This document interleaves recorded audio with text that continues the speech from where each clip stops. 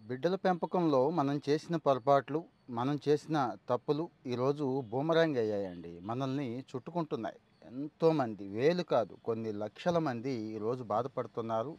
ఏది కొడుకు, తండ్రి, కూతురు, తండ్రి ఈ సమస్యలతో. ఇక కోడళ్ళు వగైరా ఉండనే ఉన్నారులెండి. ఎందుకొస్తోంది? ఈ సమస్య ఎందుకొస్తోంది అంటే మనం చూపించిన స్వార్థం అండి. పిల్లాడు మన మీదే ఆధారపడాలి. మన చెప్పు చేతల్లో ఉండాలి. మనం చెప్పినట్టు వినాలి. భలే మజా ఉంటది మనకి. ఆడు మనల్ని పాకెట్ మనీ అడుగుతున్నప్పుడు మజా ఉంటుంది. రూ. 10, రూ. 25 అడిగినప్పుడు బానే ఉంటుందండి. ఆ తర్వాత 10,000 అడిగినప్పుడు, 25,000 అడిగినప్పుడు, తప్పనిసరి పరిస్థితి కల్పించినప్పుడు, మన ఆస్తి అంతా అమ్మాల్సిన పరిస్థితి కల్పించినప్పుడు అమ్మేస్తున్నామండి.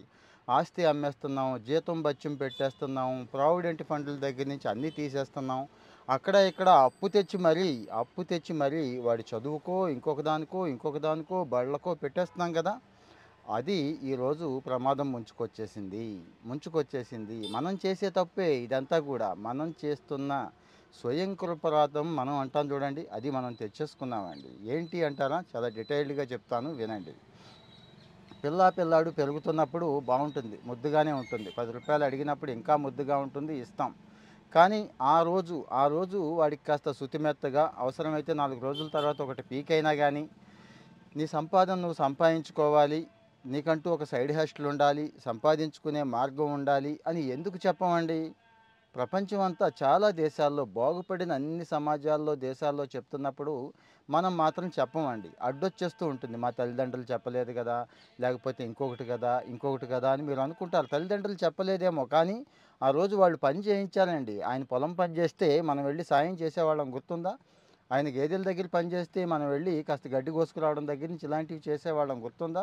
అలాగే తండ్రి ఏ చేతి పని చేసినా గానీ, ఆ చేతి పనిలో మనం సాయం చేసేవాళ్ళం. ఈరోజు ఎవరు ఏమీ చేయట్లేదు. పైపెచ్చు వాడు రూ. 4 కూడా సంపాదించుకోలేని పరిస్థితి ఈరోజు వచ్చేసింది. ఆ విషయం అందరికీ తెలుసు.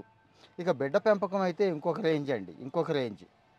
ఆడపిల్ల విషయంలో అస్సలు బయటికే పంపించం. చిన్న పని కూడా చేయనివ్వం. స్వతంత్రంగా ఉండనివ్వం. అది ఈరోజు ఎంత దాకా వచ్చిందంటే మనం చంపుకు తిని పెంచాం కదా! అది ఆడపిల్ల ఈరోజు చంపేస్తుందండి. ఎవడిని? ఆ కట్టుకున్నోడిని చంపేస్తోంది. ఎందుకు? తనకేమో రూపాయి సంపాదించడం రాదు. రూపాయి సంపాదించడం తెలీదు. ఏ పని చేయలేదు. ఎవడో ఒకడి మీద ఆధారపడాలి. ఎదిగినంత కాలం తండ్రి మీద ఆధారపడేలా పెంచాం. ఎదిగిన తర్వాత వాడి మీద ఆధారపడేలా పెంచాం. తనకంటూ కొన్ని కోరికలుంటాయి, కొన్ని ఆశలుంటాయి. తప్పో ఒప్పో తర్వాత చూద్దాం వాళ్ళు ఎలాంటి వాళ్ళనేది. తను స్వతంత్రంగా ఉండలేదు. వేరే మార్గం లేదు. అయితే తండ్రి, లేకపోతే మొగుడు. మరి ఏం చేస్తారు? వాళ్ళు కూడా ఇక తప్పనిసరి పరిస్థితి అయ్యి ఎవరో నచ్చుతున్నారు. నచ్చిన క్రమంలో వాడితో పోవాలనుకుంటున్నారు తప్పించి, స్వతంత్రంగా నా కాళ్ళ మీద నేను నిలబడతాను, నా పని నేను చేసుకుంటాను, 10,000 సంపాదించుకుంటాను అనేది పోయిందండి. ఆ స్వేచ్ఛ లేదు, స్వాతంత్రం లేదు. ముఖ్యంగా రూ. 4 నేను స్వయంగా సంపాదించుకోవడం వల్ల వస్తున్న సంతోషం ఎవడో ఎక్కడో ఇస్తే రాదు అనే దాన్ని మనం అసలు నేర్పలేదండి. ఎవరికీ నేర్పలేదు. ఎప్పుడు నేర్పాలి?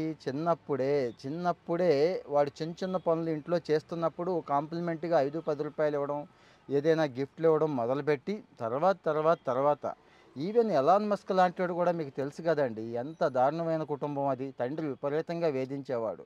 తల్లి ఏమి గడవని పరిస్థితి. పాపం వాడు మీకు తెలుసో లేదో స్కూల్లో విపరీతమైన వేధింపులు ఉండేవి వాడికి. తండ్రి లేడు కదా అని చెప్పి. హ్మ్. కంప్యూటర్స్ మీద పడ్డాడు. కంప్యూటర్ గేమ్స్ అవి తయారు చేసుకొని చిన్నగా అమ్ముకోవడం మొదలెట్టి ఈరోజు ప్రపంచంలో అపర కోటీశ్వరుడు, అపర కుబేరుడు ఎవరు అంటే ఎలాన్ మస్క్. మరి వాడే ఆ పని నుంచి వచ్చి ఆ స్థాయిలో నేర్చుకున్నప్పుడు డబ్బు విలువ అక్కడ తెలుసుకున్నాడు కదా! స్వయంగా కాళ్ళ మీద నిలబడడం నేర్చుకున్నాడు కదా! సొంతంగా నేర్చుకొని సంపాదన అనేది చిన్న వయసులోనే ఉంటే అంటే ఆ సంపాదనకు వాల్యూ ఉంటుంది. ఆ రూపాయి వాల్యూ తెలుస్తుంది. కష్టం వాల్యూ తెలుసుకున్నాడు కదా!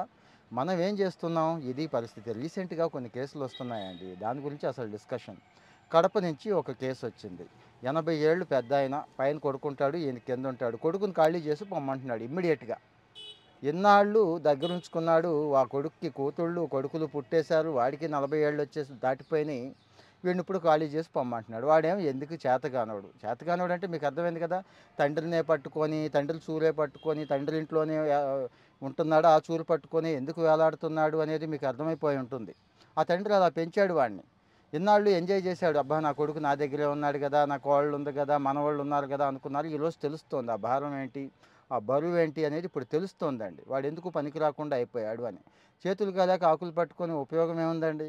అదే ముందే చెప్పుంటే, "నువ్వు బయటికి వెళ్ళు. నీ పని నువ్వు చూసుకో. నా పని నేను చేసుకుంటా." బిల్ గేట్స్ అంతటోడు కూడా సంపాదనలో 1.5% మాత్రమే పిల్లలకిస్తాను. మిగిలిందంతా నా ఇష్టం అన్నాడు.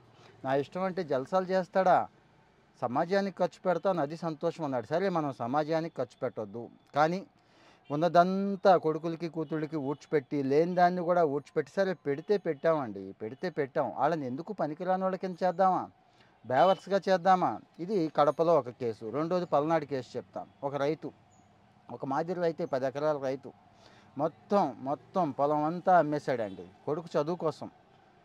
అమెరికా వెళ్ళటం కోసం ఉన్న ఇల్లు కూడా తాకట్టు పెట్టేశాడండి. వాడు అమెరికా వెళ్ళాడు. వాడేదో సెటిల్ అయ్యాడు. ఈరోజు వాడు మాత్రమే ఎంజాయ్ చేస్తున్నాడు. అక్కడే ఒక అమ్మాయిని చూసుకున్నాడు.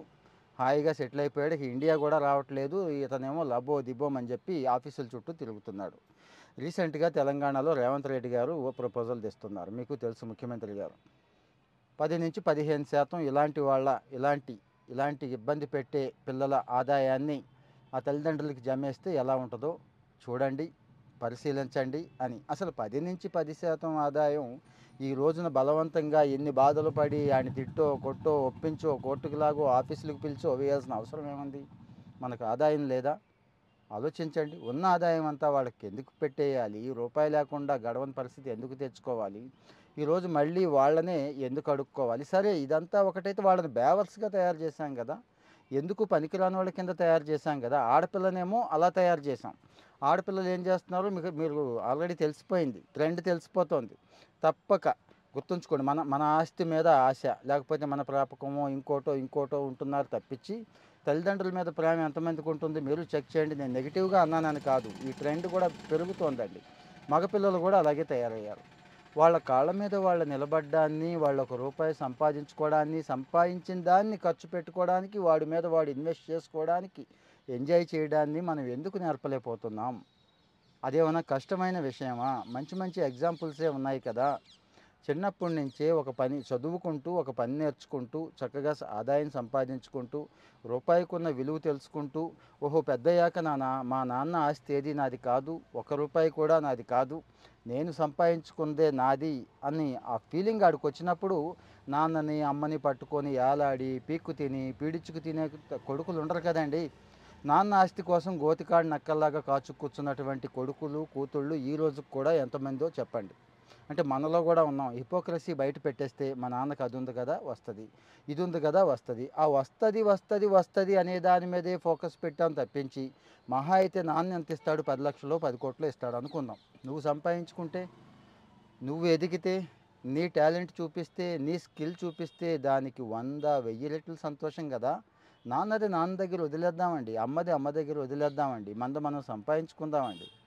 వాళ్ళు ఇస్తున్నారంటే ఆ రోజుకి వాళ్ళు కలిగిన దాంట్లో మన చదువుకో ఉండడానికో తాత్కాలికంగా ఏదైనా ఇస్తారు. మనం కూడా దాన్నే ఎక్స్పెక్ట్ చేయాలి. కానీ మొత్తం నాన్నాస్తంతా నాదే, వీలైతే ఇప్పుడే నాది, వాళ్ళని బయటికి గెంటేస్తే ఇంకా బాగుంటుంది, ఆ ఖర్చు కూడా కలిసి వచ్చేస్తుంది.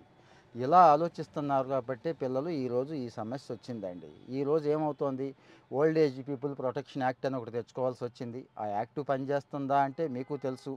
జిల్లాలో డిజేబుల్డ్ వెల్ఫేర్ ఆఫీసర్ ఉంటారు. ఆయనే ఓల్డ్ ఏజ్ పీపుల్కి కూడా ఆఫీసర్గా ఉన్నాడు. ఆర్డీఓలు ఉన్నారు. ఆర్డీఓ దగ్గరికి వెళ్తే వాళ్ళు ఏదో పిలిపిస్తున్నారు, మాట్లాడుతున్నారు, వార్నింగ్ ఇస్తున్నారు.